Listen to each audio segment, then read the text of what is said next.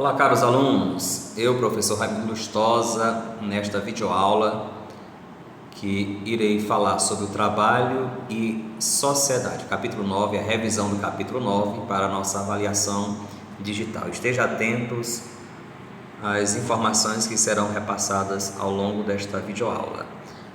Logo na abertura, nós temos o objetivo desse capítulo 9, que foi justamente entender que o mundo do trabalho é constituído de fenômenos mutáveis, suscetíveis à interferência de diferentes atores políticos e sociais. Então, este mundo do trabalho vai sofrer influências de alguns fatores ou de alguns vetores ou atores políticos e sociais que vão dar aí o desenho, a contextualização do mundo do trabalho.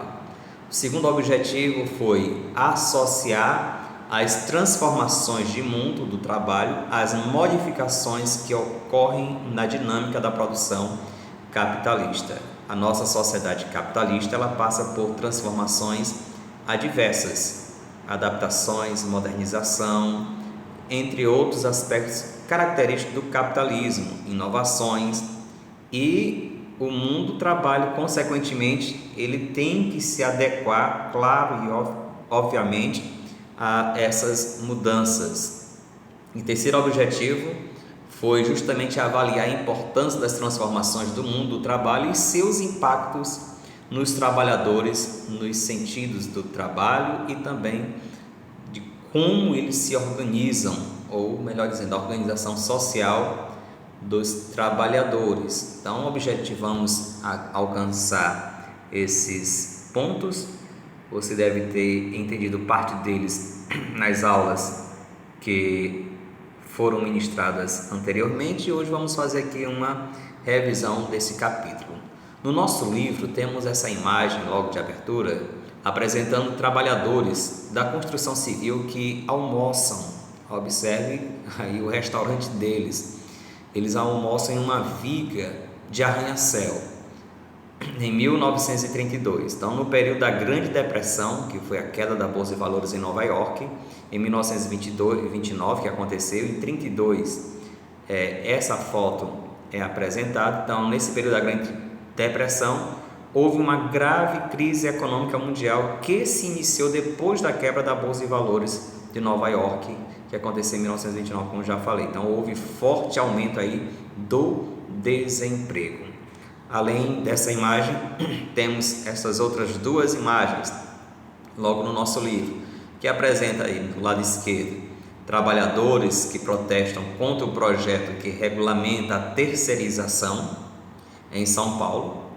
A ampliação das terceirizações é vista por segmentos da classe trabalhadora como um meio de supressão de direitos trabalhistas, que uma vez que uma empresa vai terceirizar os seus serviços, ela não tem obrigação ou não tem qualquer tipo de compromisso com, como diz aí, com os valores sociais, com os atributos sociais, com as garantias sociais desses trabalhadores. Então, a empresa, ela termina economizando muito quando terceiriza alguns serviços, e os trabalhadores nesse período aí, em 2015, lutam contra esse processo. E do lado direito nós temos aqui a linha de montagem, da empresa de motocicletas na empresa Honda, no Japão, em foto de 2014. Então, apesar das mudanças que as tecnologias trouxeram ao mundo do trabalho, a produção e a montagem dos produtos ainda são feitas em fábricas que exigem longas horas de trabalho repetitivo em troca, infelizmente, de baixos salários. E aí vai começar uma dicotomia entre esses trabalhadores que ganham salários baixos e os industriais que ganham salários, aliás, que tem um grande ganho à custa desses trabalhadores. Então, temos uma questão que motivou a discussão ao longo desse livro, que é a seguinte: por que a tecnologia, apesar de aumentar a produtividade, não garante necessariamente melhoras de condições de vida e de trabalho para a maior parte dos trabalhadores? Observe essa problemática, ela é muito característica diante das análises feitas do mundo do trabalho, do mundo também capitalista. Então vejamos as seguintes informações. A origem do termo trabalho. O trabalho é um conjunto de atividades por meio dos quais o ser humano vai criar as condições para a sua sobrevivência. Então, por essa característica, sempre foi indispensável na vida dos indivíduos. Eu gosto sempre de fazer uma ressalva aqui, que às vezes a gente está muito mais preso a buscar um certo emprego do que necessariamente um trabalho. Há um pensador que diz que nós nos preparamos aqui no Brasil, aqui nessa região, mais para sermos empregados do que sermos empreendedores. E vale aqui pontuar essa verdade. Infelizmente, a gente só pensa, na maioria das vezes, de estudar, de se esforçar para ter um bom emprego. Poderíamos pensar numa segunda possibilidade. Vamos nos esforçar, trabalhar, estudar, dar o máximo para ter um negócio, um mundo do trabalho, que não necessariamente você seja um empregado, mas pode ser um empregador de muitas pessoas. Então, essa observação é interessante, uma vez que é indispensável o trabalho na vida do ser humano. Ou você vai trabalhar para alguém, necessariamente um patrão, ou você vai ser patrão de alguém, sendo indispensável essa forma de sobrevivência. Ou estaremos de um lado, ou estaremos do outro. Segundo, esse conceito de trabalho assumiu diferentes significados em contextos históricos distintos. Na Grécia, por exemplo, o trabalho braçal era associado à escravidão. Já os romanos, por sua vez, vão associar os escravos a objetos do trabalho. E a origem latina da palavra trabalho vem de tripalium, antigo instrumento de tortura. Então, confirma o valor negativo atribuído às atividades laborais, observando que alguns veem o trabalho como um martírio, como um castigo, como se fosse algo ruim, e a gente tem que desconstruir completamente essa concepção. Pode ser que muitos empregos sejam parecidos com o sistema semi-escravista, pode ser que muitos empregos sejam explorador da força de trabalho de alguém, mas o trabalho em si, ele dignifica o ser humano, é uma necessidade, e deveríamos ver o trabalho mais como um privilégio, podemos dizer assim, de poder estar nesse mundo dinâmico, do que necessariamente uma tortura. Mas essa ideia vem sendo construída ao longo do tempo, foi construída, e o termo latim justamente reforça mais ainda essa expressão trabalho como instrumento de tortura. Já na Europa medieval, a visão negativa do trabalho foi sustentada pela Igreja Católica. Uma certa interpretação equivocada da Bíblia, quando a gente percebe que Adão e Eva vão infelizmente pecar contra Deus. Adão e Eva estarão ali na concepção medieval, eles vão ser castigados com o trabalho. Então essa concepção medieval, ela não é bíblica, ela é antibíblica, até mesmo porque antes mesmo que houvesse qualquer tipo de quebra de lei entre o primeiro ser humano, Adão e Eva, na concepção cristã, e Deus, enquanto teve o primeiro problema, ele já estava ali naquele lugar colocado por Deus, já dentro de um trabalho, porque quando a gente vê na Bíblia que Deus diz para Adão que ele deveria lavrar a terra, foi antes de que cometesse o pecado. Aí o que acontece? Quando eles pecam contra Deus, que tem uma sentença dizendo que agora Adão comeria do suor do seu rosto, alguns entenderam que a partir dali que eles iriam começar a trabalhar, e essa visão é totalmente errada dentro do cristianismo. Mas infelizmente aqueles que eram representantes do cristianismo na idade medieval levaram em frente uma concepção equivocada do trabalho como um ponto negativo na Idade Média. Então o trabalho braçal, por exemplo, seria o oposto do ato de contemplação e de elevação espiritual. Então, pois as tarefas a ele relacionadas não exigiriam atribuições intelectuais para serem executadas. Então, percebam aí as distorções com relação a esse conceito.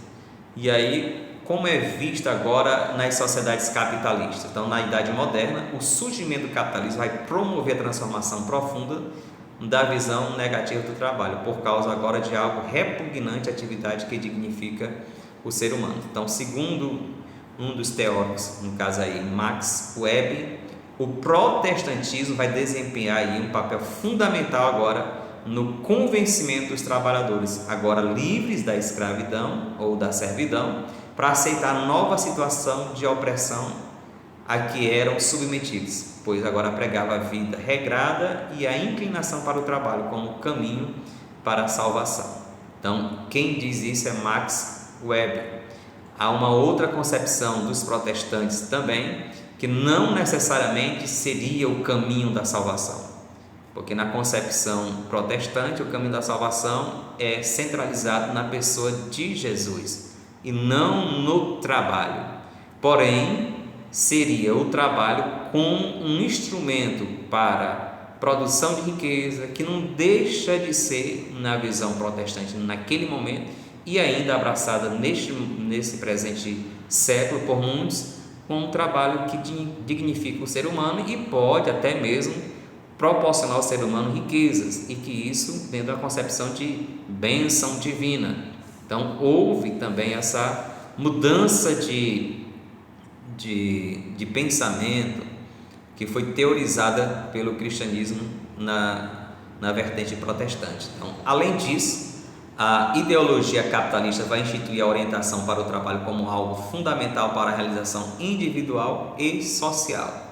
No entanto, a degradação e a exploração e as péssimas condições de trabalho vão contradizer esse modelo capitalista.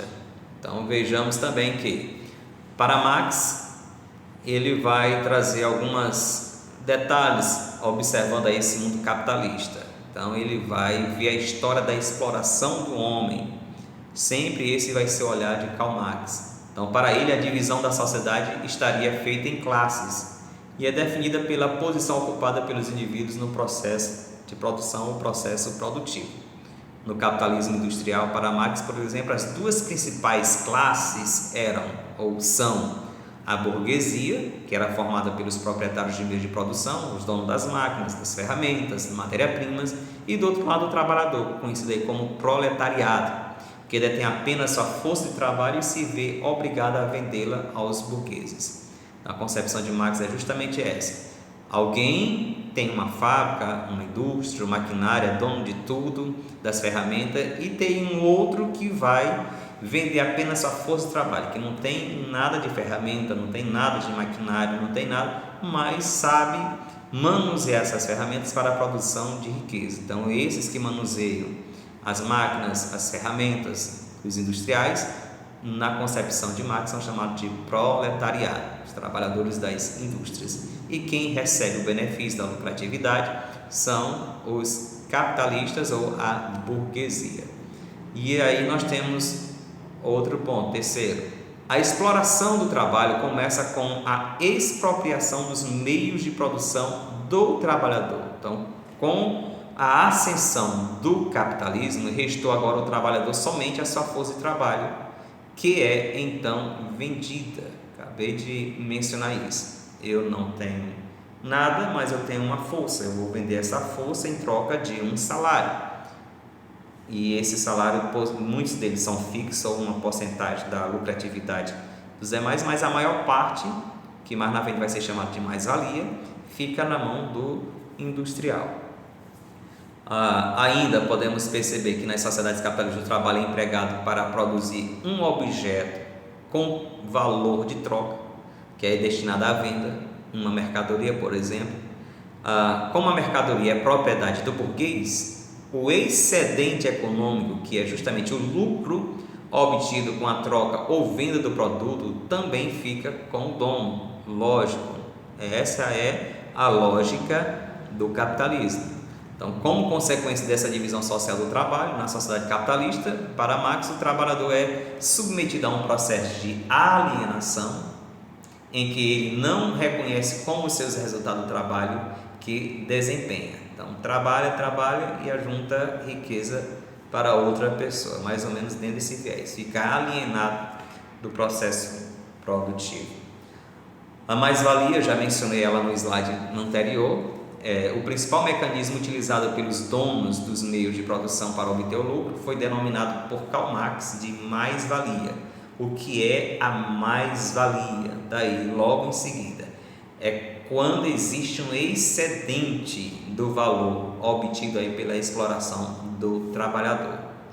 Se eu puder dar um exemplo aqui para você compreender melhor, eu dou o seguinte exemplo.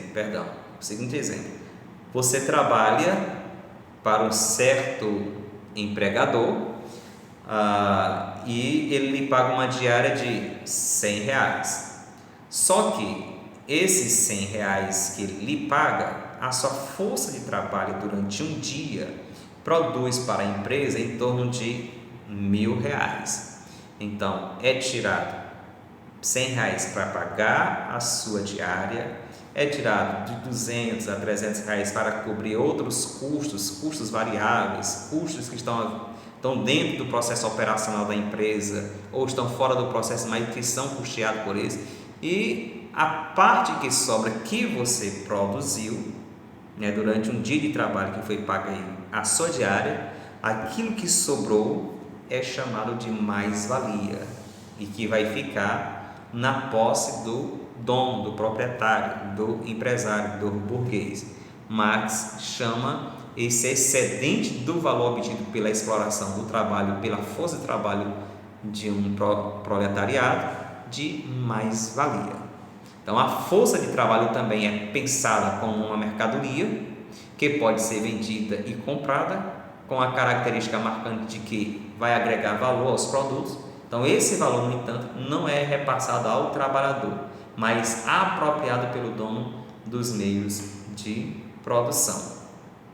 É a continuidade da ideia da mais-valia. Então, a mais-valia é a diferença entre o valor da quantidade de trabalho utilizado para produzir uma mercadoria e o que o trabalhador efetivamente recebe como salário para produzi-la, que é sempre menor. Então, há duas formas de produzir mais-valia: a chamada absoluta, que está relacionada ao aumento de horas trabalhadas pelo proletariado, e a relativa, que deriva da incorporação de tecnologia ou de alguma forma de organização do trabalho que vai aumentar a produtividade do trabalho, o que, entretanto, não aumenta seus ganhos. Você está produzindo uma determinada mercadoria durante um dia, vem uma máquina, você operaciona essa máquina e aumenta 2, 3, 4, 5 vezes essa produção.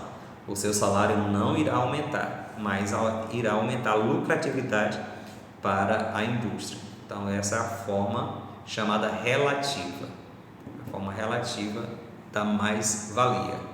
O caráter contraditório nas relações da produção do capitalismo, já esse tópico de número 5, o último, portanto, desse slide, está no fato de que o aumento de produtividade não melhora a vida dos trabalhadores, que, ao contrário, sofrem um processo de pauperização. Muitos deles permanecem na pobreza. É isso que Marx pontua. Já Max Weber, o que nós estávamos falando de Karl Marx, agora Max Weber, ele vai correlacionar com a ética do trabalho. Então, para ele, Max Weber, ele vai partir do ponto de vista diferente já de Marx. Ele propõe uma compreensão do capitalismo por parte do âmbito cultural em vez do econômico. Karl Marx analisa apenas, na maioria das vezes, pelo fator econômico. Max Weber analisa o trabalho mais por uma questão cultural.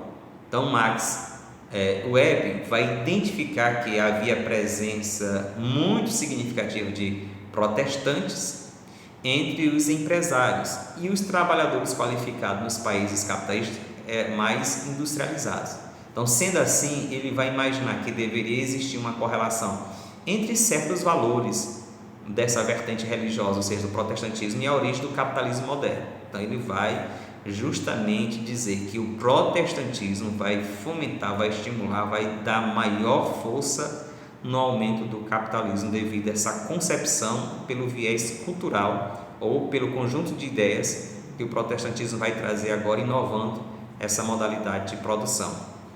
Os seguidores do protestantismo deveriam desenvolver, além da vocação para o trabalho, um comportamento social comedido, em que ócio, luxo e preguiça eram condenados. Então, na concepção protestante, vai ser justamente isso: se você não trabalha, fica ocioso, tem um luxo, desperdício, ou preguiça, não quer trabalhar de maneira alguma, eram vistos como fatores condenáveis na vida de uma pessoa. Então, daí ter o zelo pelo trabalho e desenvolver o trabalho, que vai ajudar demasiadamente o mundo capitalista.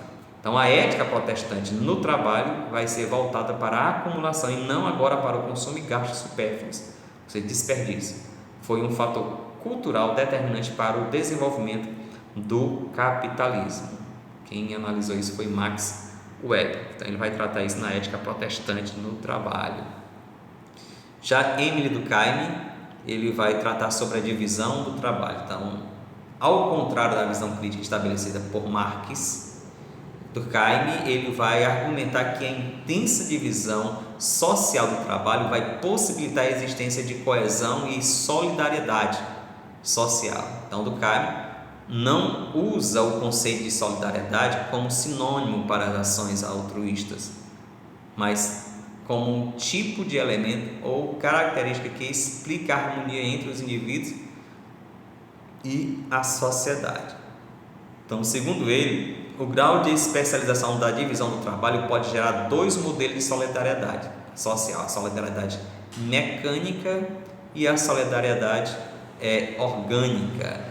A solidariedade mecânica é típica da sociedade pré-capitalista, que é marcada por baixa divisão do trabalho, é construída a partir de uma forte identificação dos indivíduos com os costumes da comunidade, num contexto em que a consciência coletiva exerce intenso poder de coesão nas ações individuais. Em outras palavras, antes do desenvolvimento do capitalismo, alguém poderia ajudar na sociedade, todos ajudavam, é claro, e o meu trabalho, o trabalho do ser humano antes do capitalismo, ele contribuiu para o desenvolvimento da sociedade, ponto.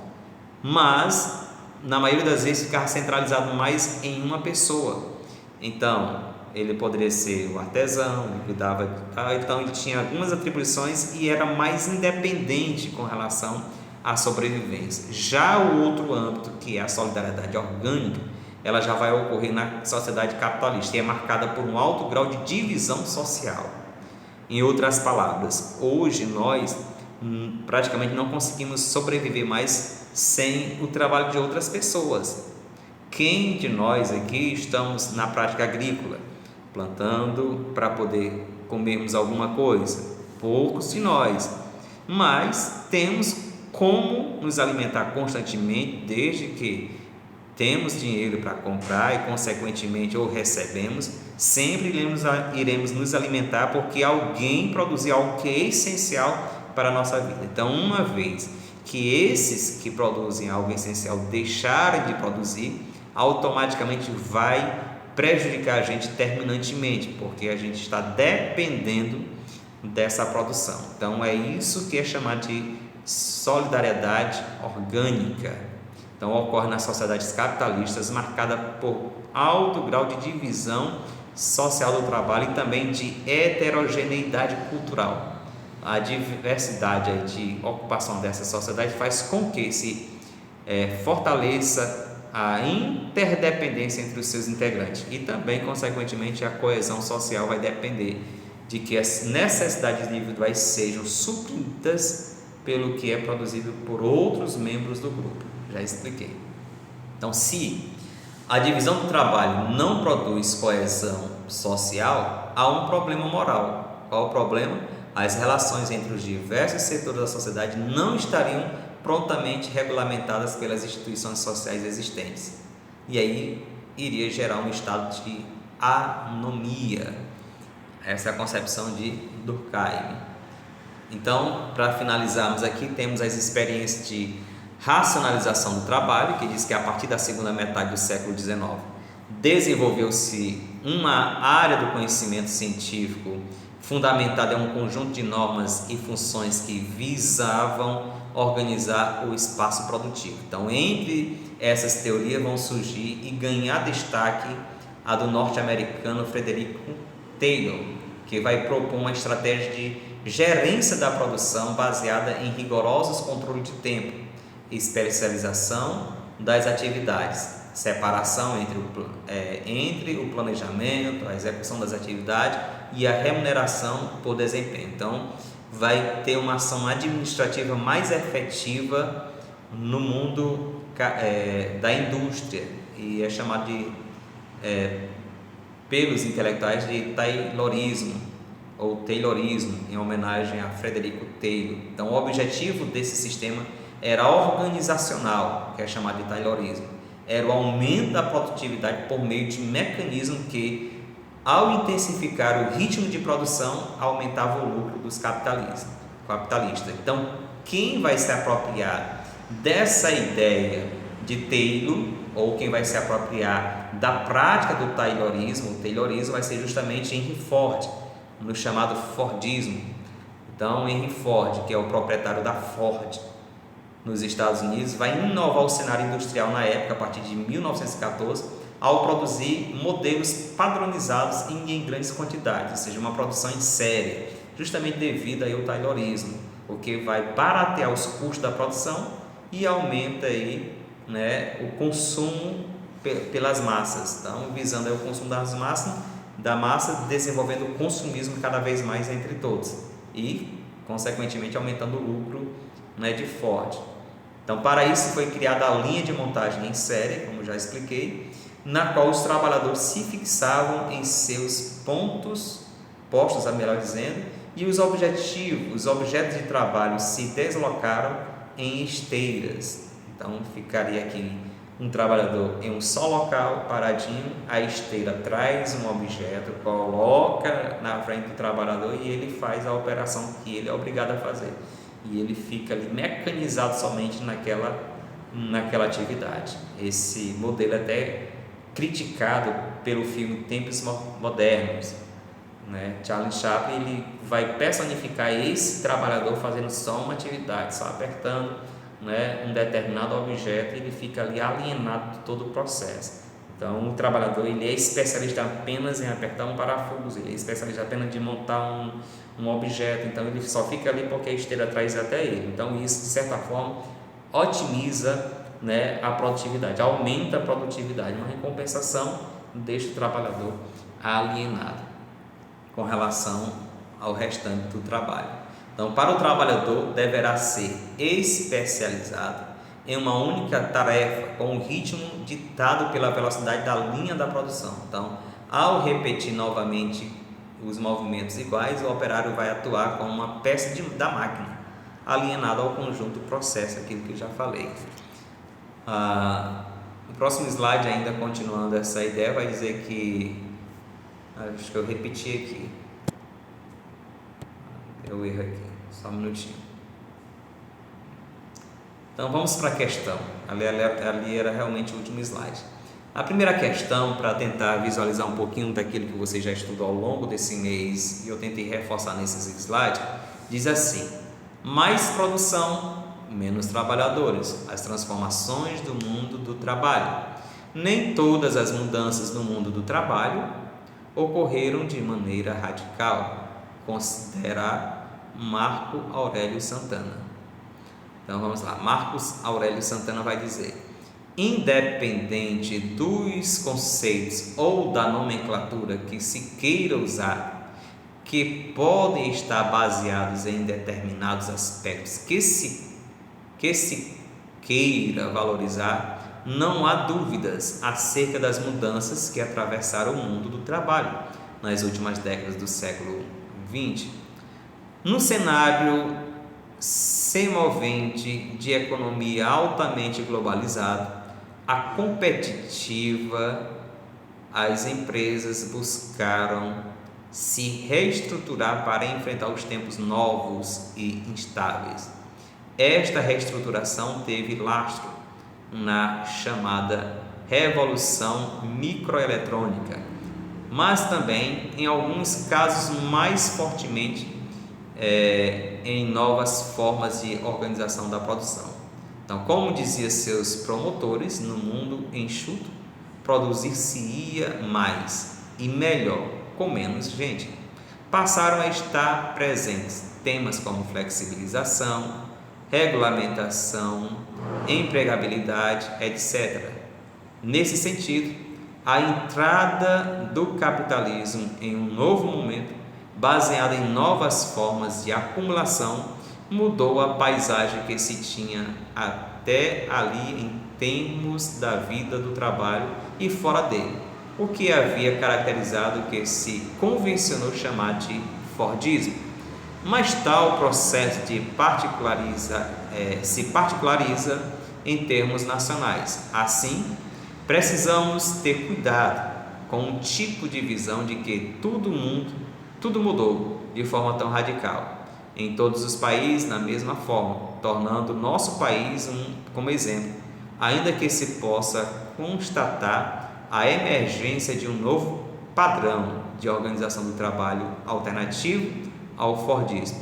Não seria correto dizer que já teria ocorrido uma ruptura com os princípios fordistas, seja em termos práticos da empresa, seja em termos de teoria.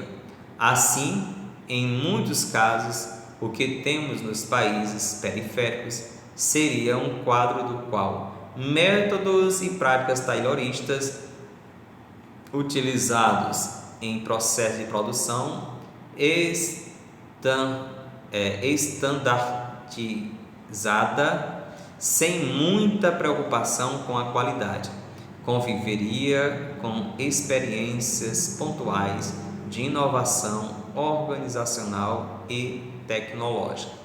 Então aí é o pensamento de Marco Aurélio Santana. Então, considerando as discussões sobre o mundo do trabalho atual, é correto afirmar que no texto, vamos lá, letra A, o entrevistado vai defender que o processo de reestruturação produtiva é semelhante em todos os países, visto que é um fenômeno global. Letra B, o entrevistado defende que o processo de reestruturação produtiva, apesar de ser global, deve ser analisado com base nos contextos nacionais. Letra C, o entrevistado defende que o Fordismo é um sistema obsoleto e que não é mais encontrado em nenhum país que tenha experimentado o modelo de acumulação flexível. Letra D, o entrevistado defende que no Brasil não houve influência do processo de reestruturação nas relações do trabalho, pois no país o Fordismo continua reinando absoluto, ou com reinado absoluto.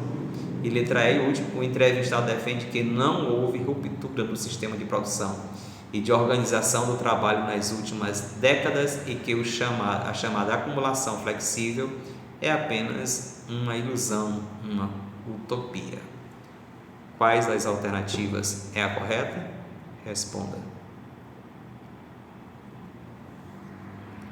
A alternativa correta é a letra B, que diz que o entrevistado vai defender que o processo de reestruturação produtiva, apesar de ser global, mas precisa ser analisado em cada contexto. Ainda existe alguns lugares que têm viés fordistas ou ainda está passando por um processo de transformação. Apesar de ser global, mas tem sempre o traço da nacionalidade. É a letra B, a alternativa correta.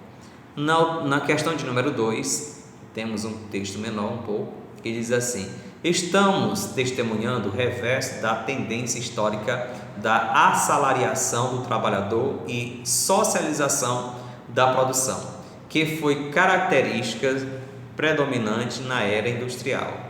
A nova organização social e econômica baseada nas tecnologias da informação visa a administração descentralizadora, ao trabalho individualizante e aos mercados personalizados. As novas tecnologias da informação possibilitam, ao mesmo tempo, a descentralização das tarefas e sua coordenação em uma rede interativa de comunicação em tempo real, seja entre continentes, seja entre os andares de um mesmo edifício. Letra A. O aprofundamento dos vínculos dos trabalhadores, dos operários com as linhas de montagem, sob influência dos modelos orientais de gestão.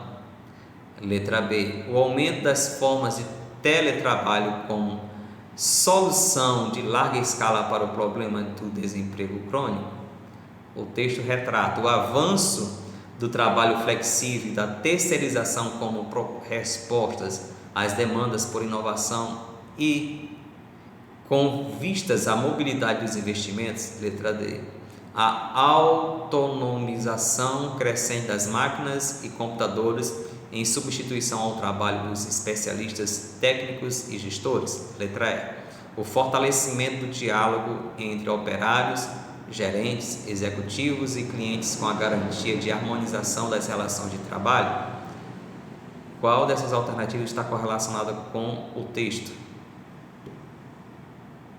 A resposta correta é a letra C. É o avanço do trabalho de flexibilização e terceirização. Já até comentamos aí em um dos slides anteriores, dizendo que a flexibilização foi uma forma de buscar se envolver nessa mudança em que o capitalismo está proporcionando e evitar cada vez mais custos, porque com a flexibilização, ou melhor dizendo, com a terceirização, os encargos sociais de uma empresa termina sendo eliminados, ou mesmo diminuem muitos encargos quando é feita a terceirização, aumentando cada vez mais a margem de lucro do empregador.